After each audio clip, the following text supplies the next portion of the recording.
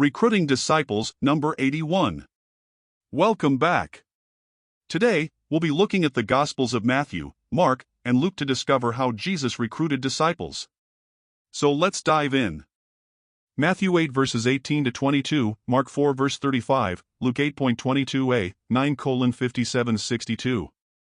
One day, when evening came, Jesus saw a large crowd around him. He gave orders to cross to the other side of the sea. He said to his disciples, "Let us cross to the other side of the lake." As they were walking along the road, one of the scribes came to him and said to Jesus, "Teacher, I will follow you wherever you go." Jesus replied, "Foxes have dens and birds of the air have nests, but the Son of Man has no place to lay his head." Then he said to another disciple, "Follow me." The man replied, "Lord, first let me go and bury my father."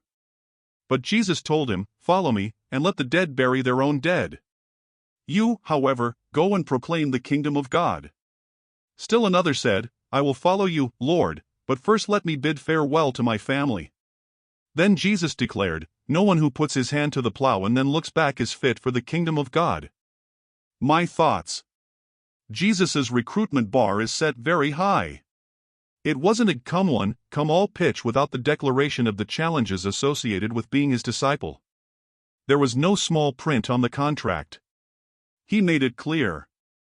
If you wanted to follow him, you had to use a rock for a pillow, skip your parents' funeral, and leave your family without even a goodbye. Wow! That is shocking.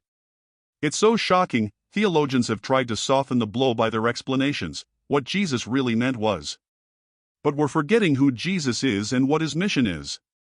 He is the King of Kings and the Lord of Lords. If your commanding general walked into the barracks and said, "Get your gear, follow me," you wouldn't try to explain 101 different reasons why you couldn't immediately obey his orders. You would comply on the spot because you knew his authority and that if he was demanding urgency, it must be pretty important to comply with his command without anything but, "Roger that, sir." No, Jesus was serious with his mission and recruiting those who understood who he was. He is the King.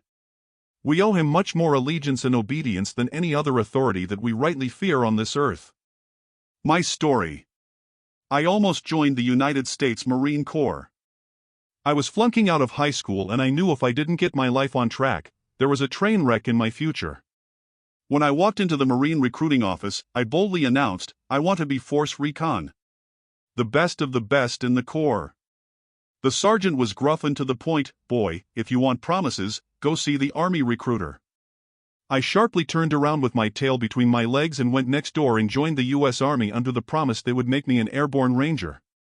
They lied. But I'm not bitter, slightly smiling face. But you have to hand it to the Marine Corps. The Army, Navy, and the Air Force will lure you in with all kinds of incentives, bonuses, education, see the world, skills, etc. Not the Marines. They advertise a life of sacrifice and honor. They show men and women in battle not flying a high-tech drone. Nothing wrong with flying a high-tech drone, but there's something to be said about the Marines' warrior ethos. I think they learned that from Jesus. Jesus didn't lower the bar to find more recruits, he raised it. So Jesus said to them, "Truly, truly, I say to you, unless you eat the flesh of the Son of Man and drink his blood, you have no life in yourselves." John 6 verse 53. As we obey his command to go and make disciples, let's be like Jesus, and recruit with full disclosure. The life of the disciple of Christ is the life of a warrior for the King.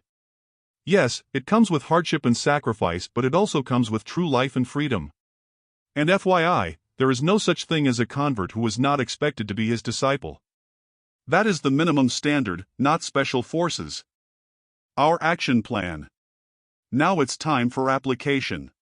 Here's some ideas. Read the words of Jesus in the Gospels and examine how he recruited disciples. Answer this question as a church: is Jesus looking for converts or disciples? Ask the people you are discipling what attracted them to your mentorship.